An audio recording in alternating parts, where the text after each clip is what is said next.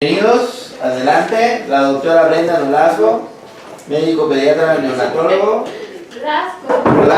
Blasco, ya le cambiaron Blasco, perdón, Brendita, discúlpame. Es para que ya se queden más impactados con el apellido.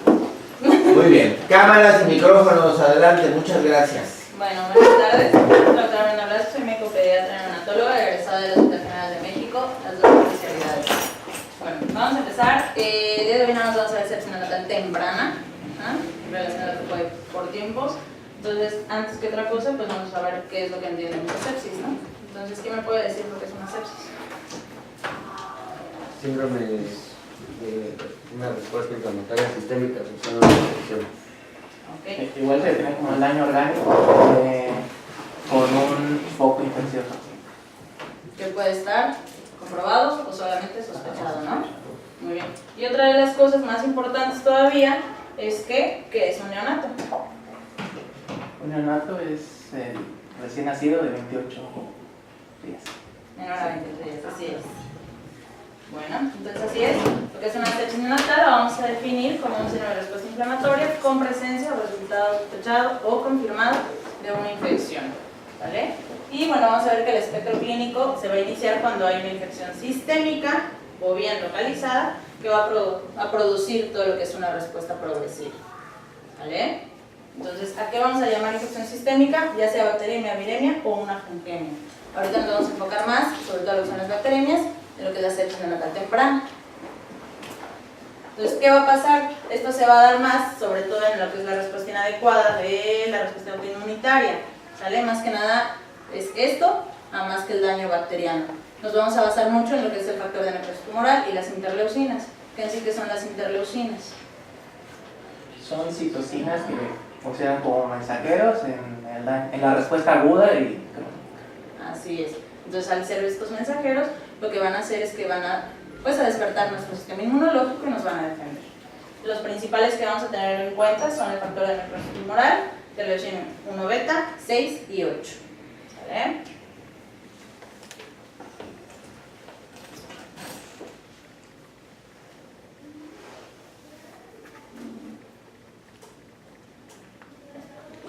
Bueno, vamos a ver que lo que es la sepsis la vamos a ver más que nada en relación a lo que es su vía de transmisión. La vía de transmisión de una sepsis neonatal temprana la vamos a ver vertical. Algo muy importante es saber cuándo es una sepsis neonatal temprana, que es las primeras 72 horas. Así es. Entonces ya posterior a las 72 horas podemos determinar si es una tardía de adquirida en la comunidad o intrahospitalaria. Entonces vamos a ver que vertical viene siendo por adquisición de la vía de nacimiento.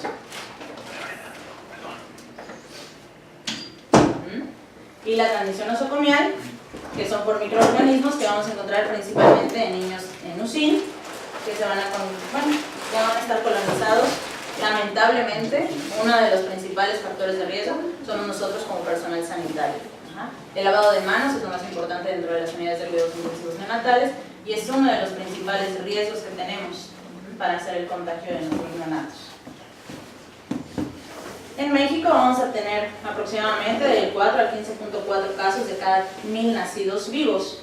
El Instituto Nacional de Perinatología comenta que el 2.3% de sus nacimientos se ingresan por una sepsis neonatal temprana y el Instituto Mexicano del Seguro Social 3.4 por cada 1000 nacidos vivos. La letalidad de una sepsis es del 20 hasta el 60%. ¿Sí? ¿Y cuál va a ser la microbiología que tengamos? Uno de los principales gram positivos es el estreptococo del grupo B, que es el principal que vamos a cubrir cuando tenemos una sepsis neonatal temprana, ya sea la sospecha, que realmente para nosotros hacer el manejo de un recién nacido lo hacemos de manera empírica. Ante la sospecha de una infección, nosotros cubrimos los agentes infecciosos más comunes. Nos vamos por gram positivos, como es el estafilococo del grupo B, estafilococo aureus, coagulasa negativa, listeria monocitógenes, gram negativos como son Klebsiella, E. coli y Pseudomonas. ¿Vale?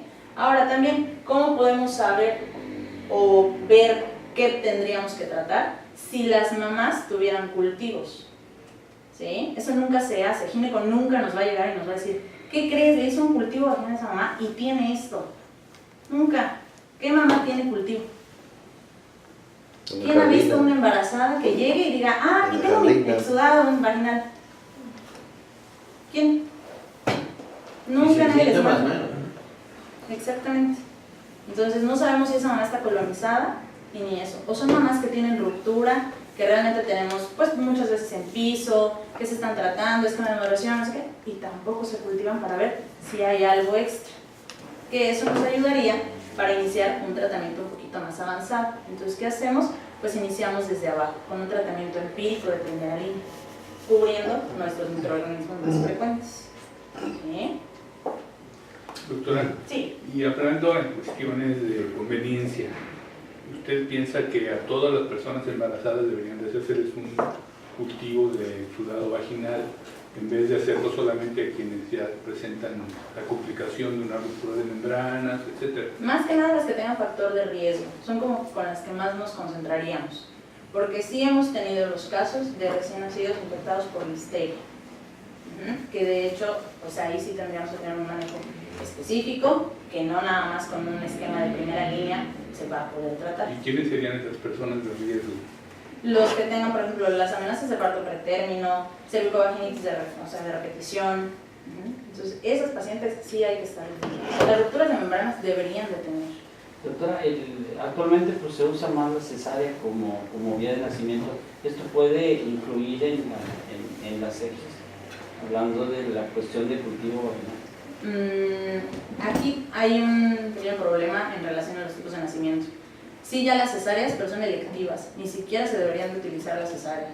Sobre todo ahorita que ya viene todo lo que es la parte de mamá-bebé, ¿sí? Entonces debe ser un nacimiento pues todo más humanizado, entonces por eso debemos de cuidar más esa parte. Ahorita no estamos teniendo ya tantas cesáreas como el hecho de que tenemos muchas pacientes que lo que quieren es un parto humanizado y se están yendo, no con, ya ni con parteras, con las famosas dulas. Entonces estamos teniendo muchas complicaciones de recién nacido, que podría ser un recién nacido sano, y se nos están asfixiando, se están meconeando. ¿Por qué? Por el hecho de que tenemos dulas. ¿Qué son dulas? Las dulas son aquellas que imparten la parte de la psicología en el embarazo, en el trabajo del parto, están en contra de lo que es analgesia, en contra de todo lo que es la medicación a la paciente. Entonces debe de ser algo natural. Según ellas. Pero, o sea, ¿y dónde se entrenan ellas para atender partos? ¿O no se entrenan? No, es que ellas no es tanto que se entrenen, sino que se asocian con alguien y nada más como que todo lo quieren manejar, pero que no te ponga nada, pero que no sé qué. Entonces meten en problemas al ginecólogo. Y hay ginecólogos que sí se han prestado a esas situaciones y por eso tenemos complicaciones. Y si no, se van con las mismas parteras. Entonces es dula con partera. Eso en Tulum y en Playa está mucho más fuerte. encima. Hemos tenido defunciones en Playa del Carmen por las dulas. De hecho, pacientes extranjeras que vienen a Playa o a Tulum a atenderse los partos con partera y dula. ¿Turismo médico? No, turismo no médico. Bueno, turismo dulésico, no médico. Pero vienen a Estados Unidos a aprenderse el parto. Sí, claro. Sí, ¿Y porque cobran las dulas? Se la atienden en La casa. dula Hay unas se que lo no, cobran. hay unas que no. Se la atienden en Porque La casa. mayoría sí. Si cobran es turismo médico. Pero Digo, no son Pero no médicos. son médicos. Pero ellos no son médicos. Son médicos. Ya de nuevo. O sea, entendemos el concepto, ¿no? Sí. Ajá. Sí, se entiende el concepto. O sea, sí. Pero, De acuerdo. o sea, sí llega el momento en el que pues, se les asfixia, se están peor que partera. O por ejemplo, hay quienes auxilian, en Puerto Morelos hace poco, el esposo es el que auxilia y está la dula. O sea, Hay unas que sí estudian. Hay unas. ¿Qué estudian? Por internet. La dinámica del parto, la dinámica del rotación, parto. reconocer cuando viene con presentación de cara o si está transverso. Sí, pero pues, Hay unas que debe sí. estar ahí. Pero no está regulado eso. ¿Cómo? No está regulado. No, no está Tomar un regulado. curso de primeros No. auxilios. No, Así. no saben reanimación ¿Y de neonatal, o dónde? sea, Perdón porque me llama mucho la atención. ¿De dónde viene el nombre de Dula? ¿Qué significa eso? no, yo no sé. no sé. Es de ULA, Dula. Sí. Sí. Es de la adulación, de ahí viene. Adulación. Bueno, no sé cómo se maneja pacientes neonatales. Pero cuando fue apenas la autorización de las 10 de la sepsis, en los adultos nos estimaron mucho la presencia del CIES, ¿no? De plano la borraron de la definición. En los neonatos sí se sigue considerando. Borramos sepsis grave y seguimos considerando síndrome de respuesta inflamatoria sistémica. Ah, ok. Sí, porque en el adulto de plano lo borraron, ¿no? Y dejaron lo de la definición. Yo no estoy de acuerdo, ¿no? Veo Aquí viene lo importante. mucha controversia al respecto. Que creo que es la que se brincó atrás. ¿Qué es lo que es un síndrome de respuesta inflamatoria sistémica? En primer. Internos. Han estado muy bien. 3 internos. 4. Doctor. No, tú mandas. No, adelante, ya señaló a alguien que nos... Pues es un síndrome, un conjunto de síntomas. En específico se presenta como puede haber taquicardia o taquipnea, hipotermia, ajá, signos de letargia, leucocitos, hipotensión, leucocitosis o leucopenia. Bueno, es taquicardia. En el caso de los neonatos, Bradicardia. o sea, lo del llenado capilar también es retardo hemodinamia. Y los recuentos leucocitarios, que también es importante, ¿no? Ya hemos mencionado que dentro de lo que es el recién nacido, un recién nacido dentro de las primeras horas de vida nos va a traer una leucocitosis y es natural, hasta 34.000 leucos es normal en un recién nacido.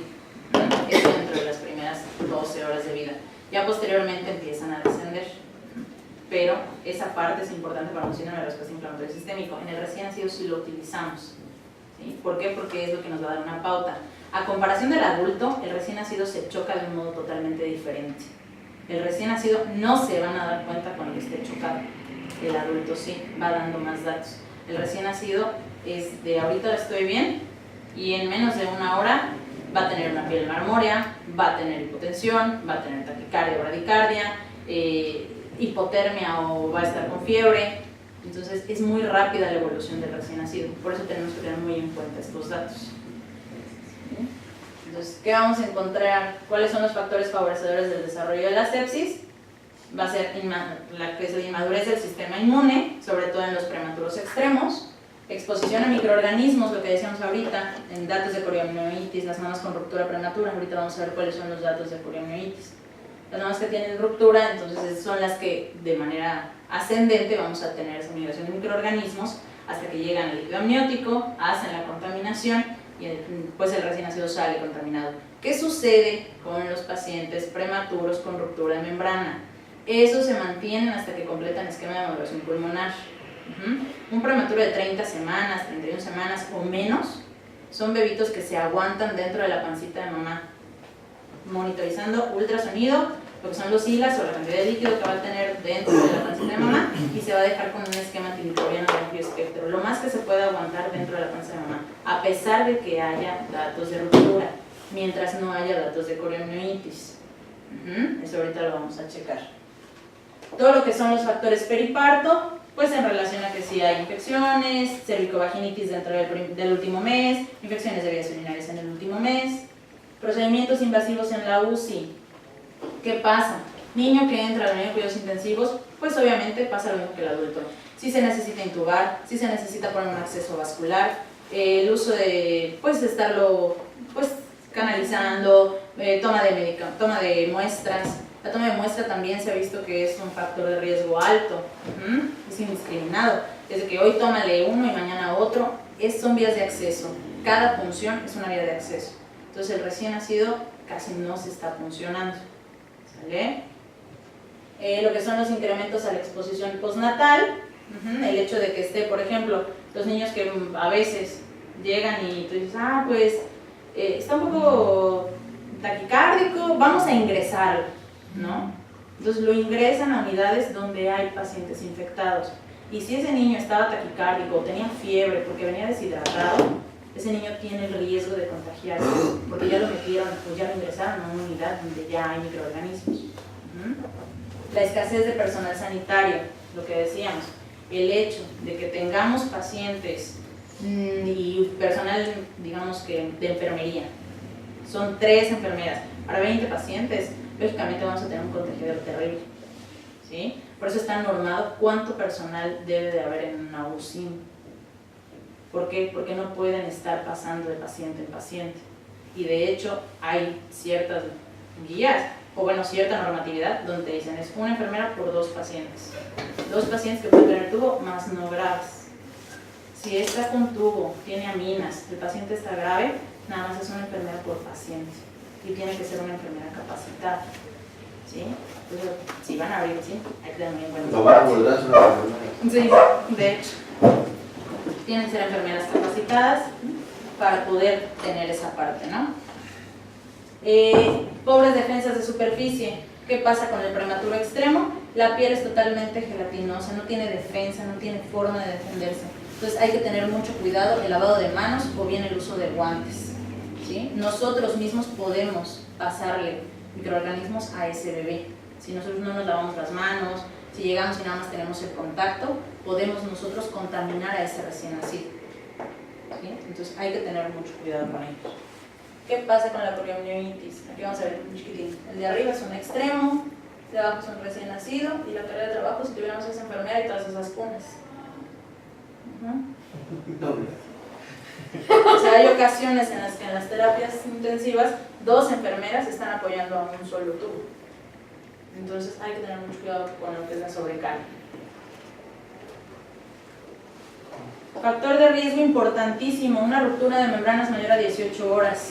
Hay veces que ya tiene 20 horas, no progresa el trabajo de parto, bueno, ahora sí la interrumpo.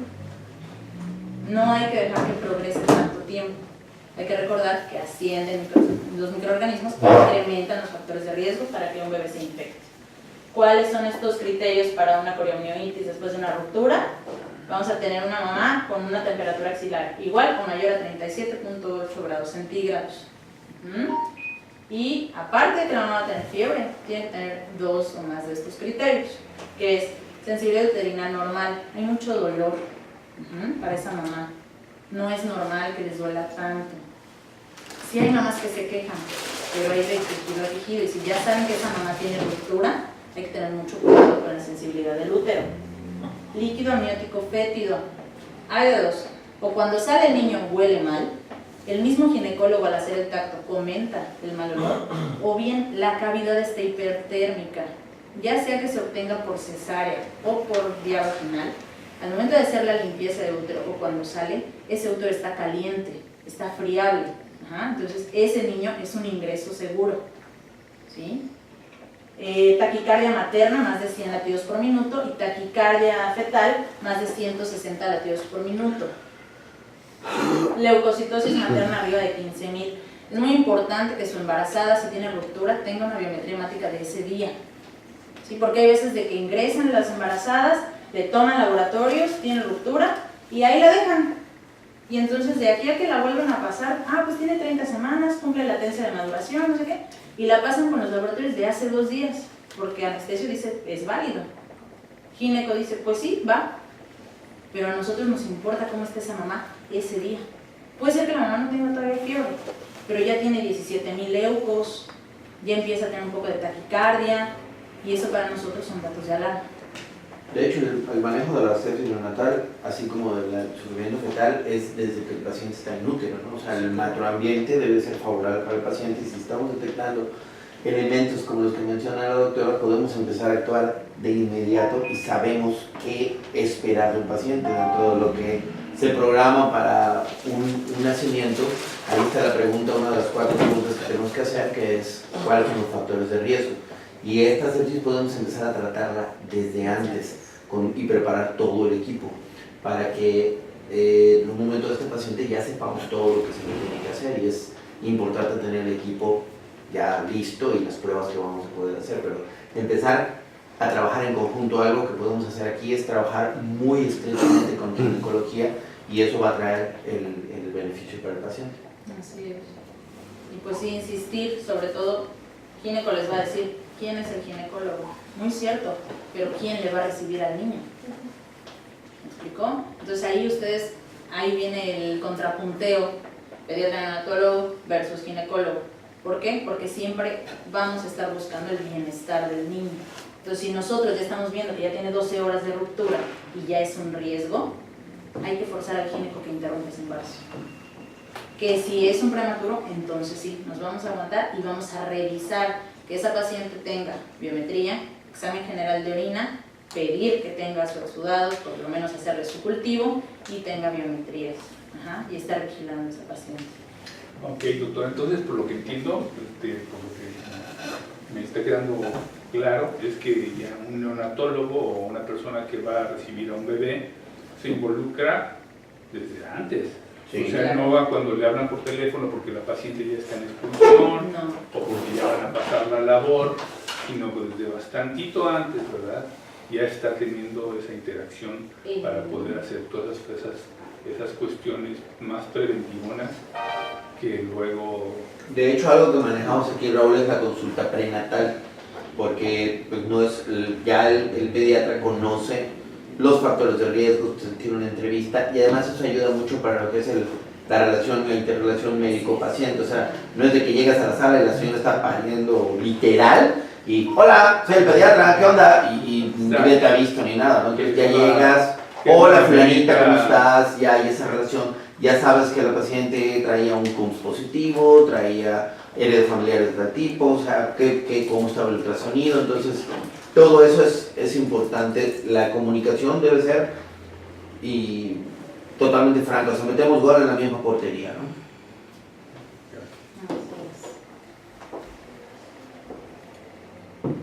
Bueno, ¿cómo será el diagnóstico? Aquí vienen lo que son las manifestaciones clínicas del recién nacido, son inespecíficas y van a ir avanzando de manera pues rápida. Podemos encontrar pacientes, de inicio vamos a encontrar pacientes letárgicos, ahí sí. Vamos a encontrar pacientes con rechazo a la vía oral. En algunas ocasiones son pacientes cialorreicos, con elevaciones de la temperatura.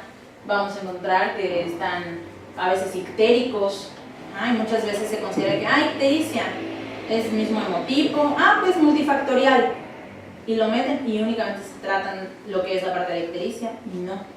Hay que tener mucho cuidado de que sea por un proceso séptico. A veces dicen, está ictérico, le tomo bilirrubinas, no corresponde a fototerapia, y ahí queda. Y entonces, ¿por qué está tan amarillo? ¿Por qué el color no corresponde a un laboratorio? Porque yo puedo tomar un Kramer 4 y tener unas bilis de 10. Entonces, algo está pasando. Entonces, tienen que tener también muy en cuenta esa parte. ¿Qué es la Kramer 4? Son las zonas para lo amarillo. ¿Pero cuál es Kramer 4? Todo. 4 es todo, general. Todo amarillo. Como don José. Es una colestasis. Es que en adultos no sé si son así. No, es Ok. Yo pensé en Kramer en la maduración del pezón. No sé por qué. Vale. Así mismo. Zapatero a su zapatero.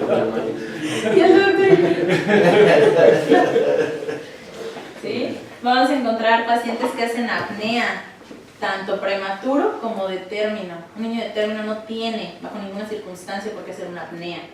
¿Sale? Entonces, hay que tener mucho cuidado con eso. Distensión abdominal, vómitos, niños con hipotensión o bien muy hipertensos. ¿Sale? ¿Cuál es la tensión arterial normal de un recién nacido? ¿Cómo la vamos a clasificar, digamos? ¿O cómo vas a decir, ese recién nacido tiene una TA normal?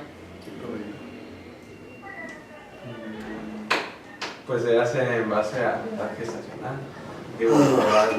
¿Sí? Su TA media corresponde siempre a lo que es la edad gestacional. ¿Sale? Entonces, si yo tengo un niño de 30 semanas, la TA media me va a corresponder a 30. Si yo tengo un niño de 40 semanas, probablemente la TA media me va de 38, 40, 42. ¿Sale? Entonces hay que tener mucho cuidado porque a veces la TA media de 70. Está bien. TA media de 90. Súper. El niño está hipertenso y nadie lo está viendo. Entonces, esa parte es importante. Pacientes oligúricos. Muchas veces llega la mamá y, pues sí hace pipí. ¿Y cuántos pañales debe de hacer al día un niño? Color Coca-Cola. O les dice que además está dejando así sedimento rojo, ¿no? Un niño bien deshidratado y hace pipí, sangre. Y no es sangre, es sedimento. El niño está deshidratado, hay que tener también mucho cuidado con eso. ¿sí? Pero aproximadamente el niño les debe estar cambiando a la mamá 6 a 8 pañales al día. Y hay veces que eso nunca lo preguntamos. Ni le preguntamos cómo está lactando. Señora, ¿y el niño succiona igual que el día que se fue? Nadie lo pregunta. A veces el niño sí medio come, pero ya no succiona, o se duerme a los 5 minutos, o sea, el niño es tipo activo. Esa parte hay que estar interrogando. Mucho para la detección de sepsis temprana es mucho interrogatorio. Podemos decir, laboratorios, sí, pero antes que nada interrogar. Yo puedo llegar a un niño, le tomo laboratorios y listo, pero hay que saber por qué, ¿sí? Siempre hay que interrogar. Piel marmórea, vamos a ver niños reticulados. ¿Qué es esto? O sea, cuando hace mucho frío, ya se notan así las venas, ¿sí? Así se ve el niño, totalmente reticulado.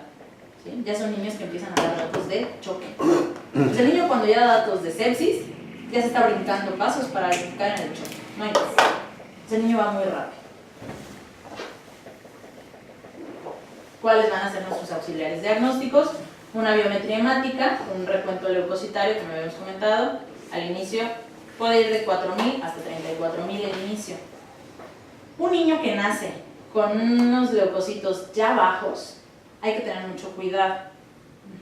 Casi siempre todos tienden a salir con arriba de 20.000, 17.000. Niño que ya nace con menos de 10.000, hay que estarlo vigilando.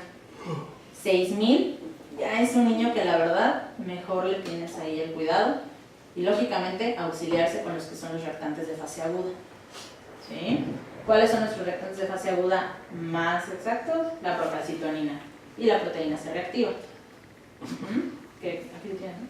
Sí. Sí, oye, pregunta, ¿tú en CESA cómo consiguen las placas? La menos por fuera. ¿Sí? ¿Las pides acá? Si de o plano donde sea? sabes que no. Por ejemplo, con una PCR positivísima, ya no le pides por acá. No tiene sentido porque ya tienes todo. Sí, la proca es una herramienta que se utiliza Vital. mucho, pero también hay que saber utilizarla. Si ya tienes... Ahora, ¿vas a hablar un poquito más de la placa? Sí. Sí. Ay, ya sé, ahorita, justamente. Trombocitopenia, vamos a ver que hay niños, hay que tener mucho cuidado. Un niño con un hemograma, con leucocitos normales, metros normales, linfos normales, pero está trombocitopénico, no necesariamente está séptico. ¿Sí? Hay que tener muy en cuenta que hay trombocitopenias aisladas que dentro de los primeros 10 días son idiopáticas y son normales. No se tratan, no se transfunden, nada más se vigila. ¿Sí? Si es un niño que no sangra, no da más datos, se vigila y se está monitoreando con biometrías consecutivas. ¿Sí? Hay que tener cuidado con las trombocitopenias. Y relación banda-neutrófilo, que, bueno, aquí se les reportan bandas. Sí. Sí, porque hay unos laboratorios que no están reportando. Tiene que ser mayor a 0.3. Gold standard, hemocultivo. No hay más. ¿Cuál es la desventaja tremenda del hemocultivo? Tiempo. El tiempo. Yo tardo de 3 a 5 días a que el hemocultivo me reporte. Si yo me tardo de 3 a 5 días en iniciar un manejo antimicrobiano, el niño se muere. ¿Sí? Entonces yo no me puedo tardar tanto tiempo. ¿Qué pasa? Volvemos a lo mismo. Iniciamos tratamiento empírico y ya cuando tengamos el reporte de hemocultivo, entonces sí, hacemos lo que dice el hemocultivo con su antibiograma. Si es sensible a qué antibiótico, con ese lo dejamos. Ahora, otro problema. Existe lo que es la sepsis sin germen aislado.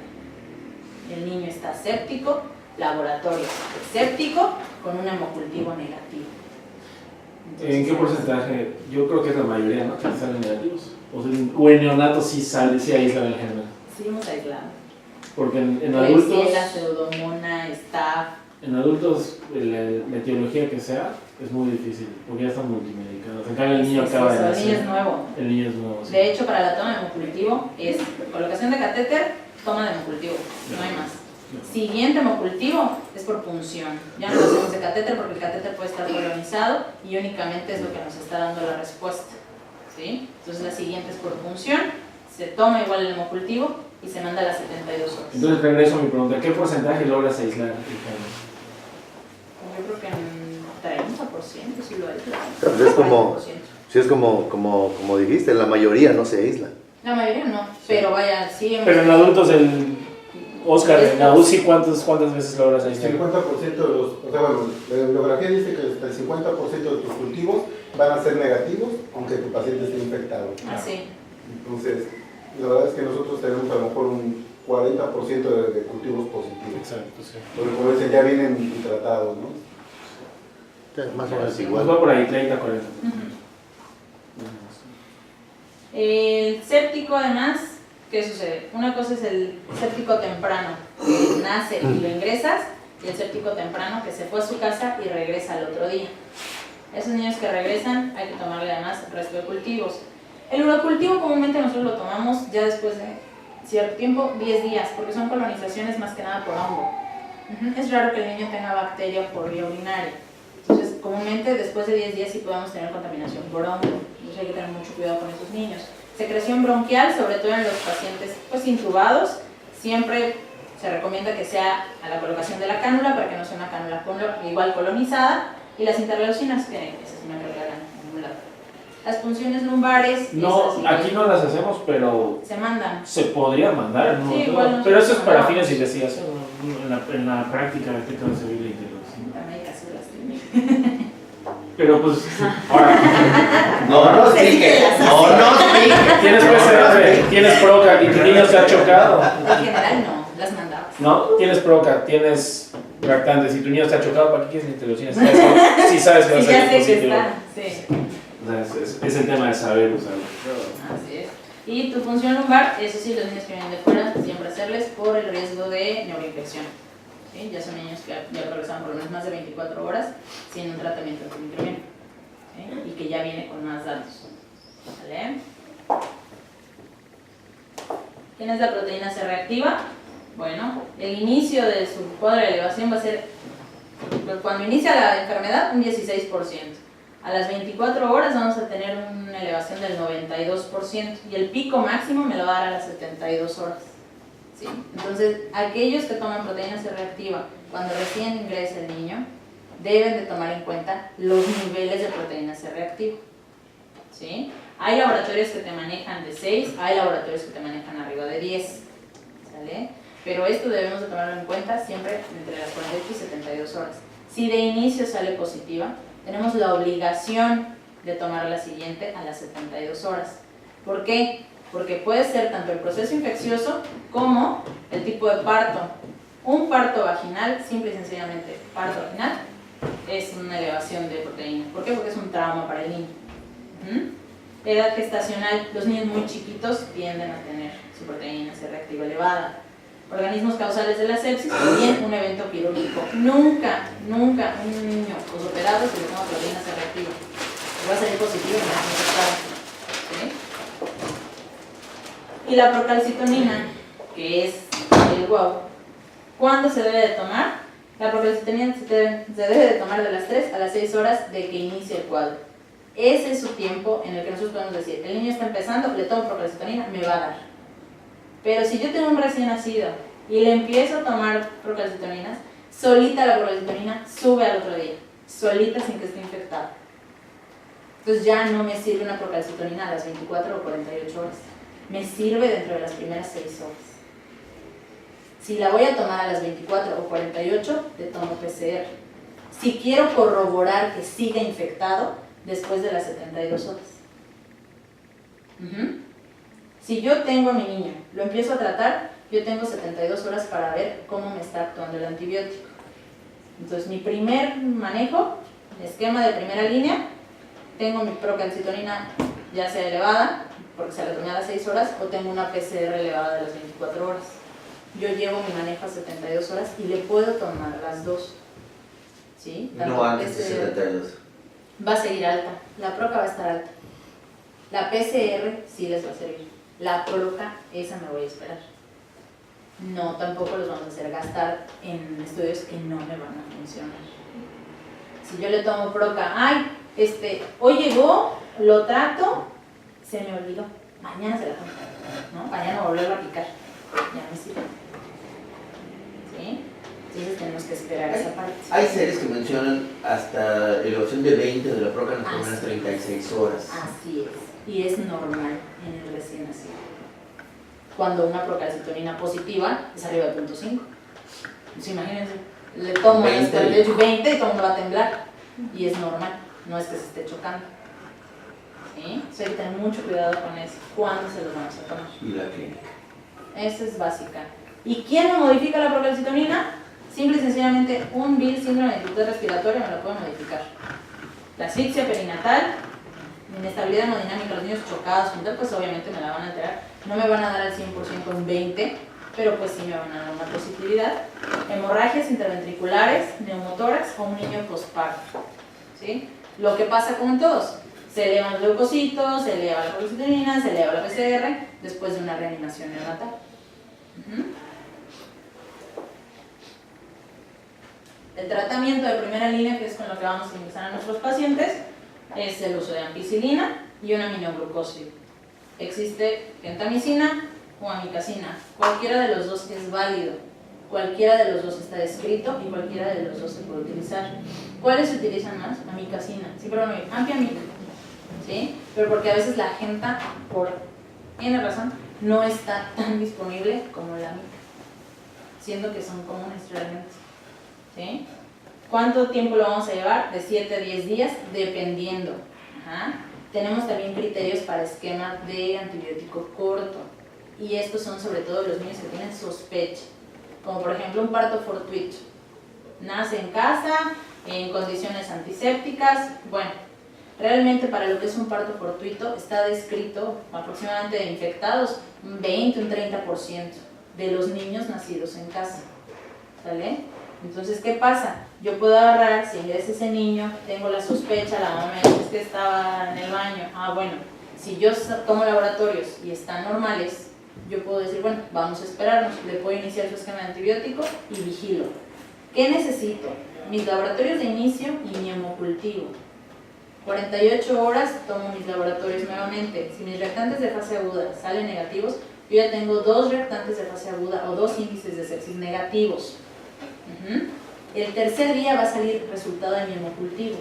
Si tengo un hemocultivo negativo y no tengo clínica, el niño come, clínicamente se ve bien, tengo mis 2 índices de sepsis y tengo mi hemocultivo negativo, puedo suspender antibiótico.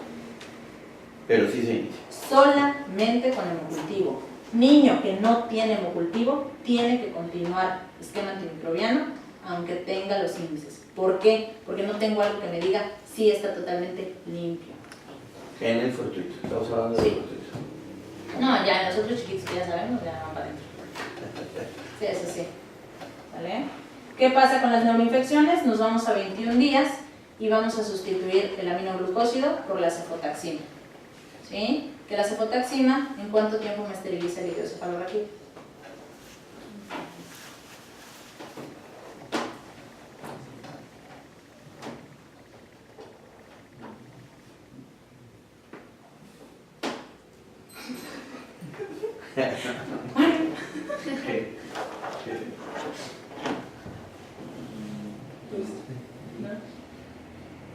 A la primera dosis.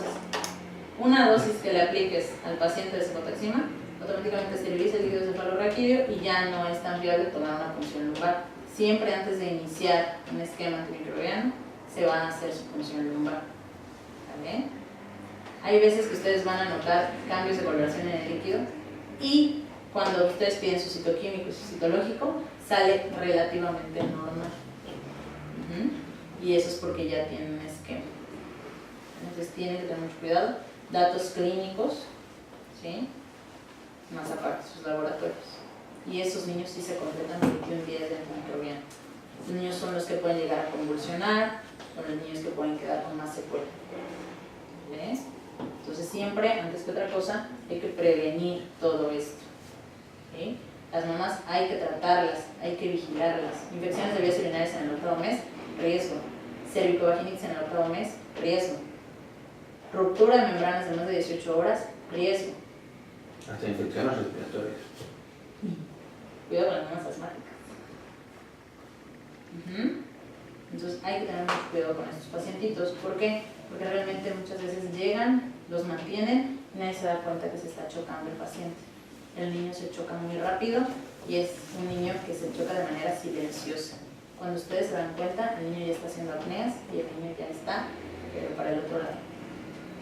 Un niño que ya está convulsionando y que está haciendo apneas, por lo menos ya te dio de 2 a 3 horas de que tú tenías que haber visto que el niño se estaba chocando. Y de la nada el niño empezó a hacer apneas, de la nada el niño se puso reticulado, de la nada el niño empezó a orinar menos y empezó a convulsionar. Es muy rápida la evolución de un neonato, es muy diferente. Sí, agarran un tenis y a los cancha. ¿Sí? Entonces hay que tener mucho cuidado con los niños, sobre todo porque aquí quizás no les van a nacer en esas condiciones, porque hay veces que las mamás llegan con muy buen control prenatal, pero llegan de fuera. Llega la mamá que te dice, es que no quiere comer. ¿Cuándo nació? Ayer. ¿No? Ya ven que 8 horas y a su casa. Y de repente, no, es que no come. O, es que no agarra bien el pecho y cuando me salí del hospital sí agarraba. Entonces, esos datos hay que estarlos vigilando. ¿Sí? Ahora, ¿qué pasa si llega un niño con fiebre a urgencias? No se le da nada para controlar la fiebre. ¿Por qué? Porque pues tienes que saber por qué tiene fiebre, no es normal. Exactamente. Es muy común que niño que llega a urgencias con fiebre, paracetamol, báñenlo y paracetamol, ¿no? Ahí va el pobre neonatito al baño y su paracetamol. Y el niño realmente venía hasta por una deshidratación. El niño presenta fiebre por deshidratación. Eso es algo muy característico del neonato. La fiebre por sed está descrita. O sea, hay que tener mucho cuidado con esos niños. Entonces, ¿qué pasa? Que lo pueden hidratar, ver cómo le está dando la mamá, cuánto le está dando la mamá, cada cuánto le está dando la mamá y si lo está suplementando. Que para que determinen que es fiebre por sed, debiste haber descartado que no tiene otra cosa. Que no tengo otra cosa. Entonces, interrogatorio. Señora, su control, señora, tuvo infecciones, señora, hizo esto, ¿dónde nació? ¿Cómo nació? Calificaciones de APGAR también son importantes.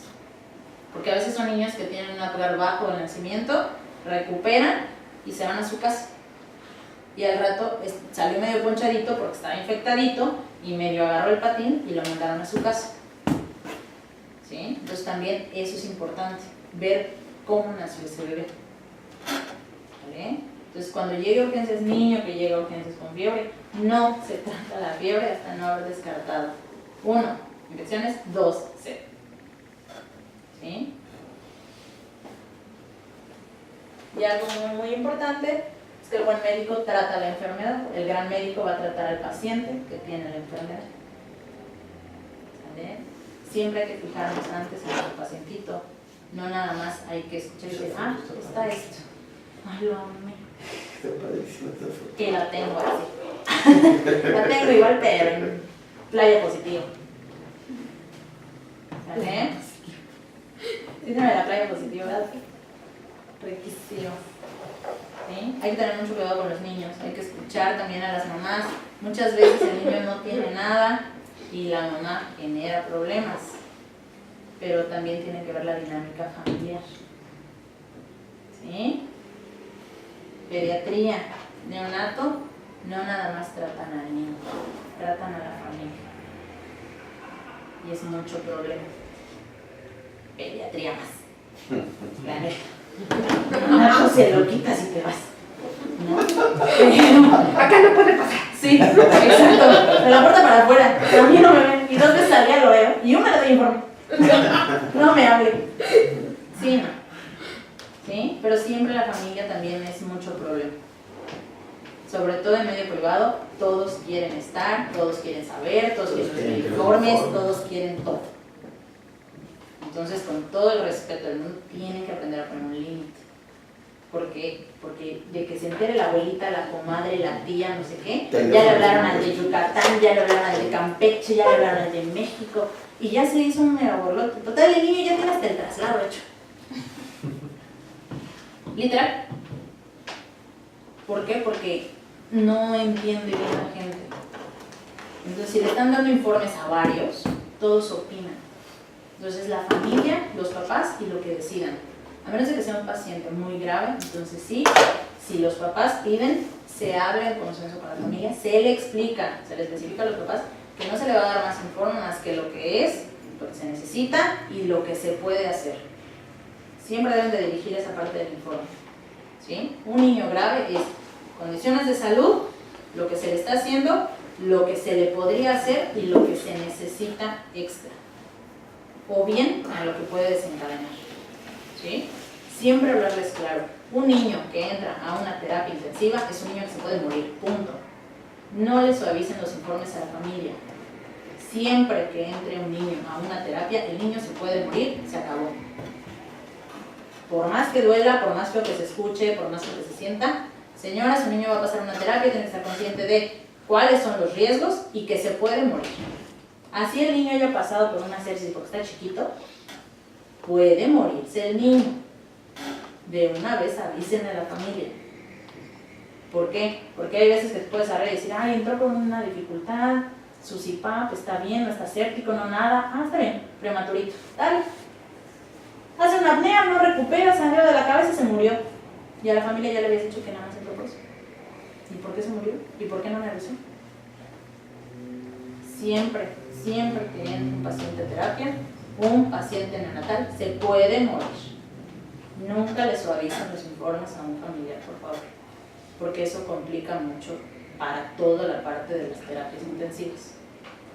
¿Sí? Y a veces ni así lo entienden. Así No les cae el 20. ¿Vale? Es como si Omar agarra y le dice al familiar, lo vamos a pasar a la terapia, pero todo va a estar bien. Esa es su parte, ¿no? De tratar de suavizarle al familiar de que pues lo vamos a atender y va a estar bien y no se preocupe y usted cálmese y no sé qué, ¿no? Entonces yo llego, o llega el doctor, lo tratamos, no sé qué, y de repente salimos y ya apenas. No, pero es que me dijo el doctor que iba a estar bien. Pues si entró una terapia, es porque el niño no está bien. Automáticamente avisen. ¿Sí? Una sepsis temprana se puede controlar más, una sepsis tardía. Después, si un día me invitan, vemos sepsis tardía. La sepsis tardía es más común. Claro. Y tiene más riesgos. Es más fácil sacar a un niño de una sepsis neonatal temprana que de una sepsis neonatal tardía. ¿Sí? Entonces hay que tener mucho cuidado. ¿Vale? Muchas gracias. ¿Dudas o preguntas? Doctora, muchísimas gracias.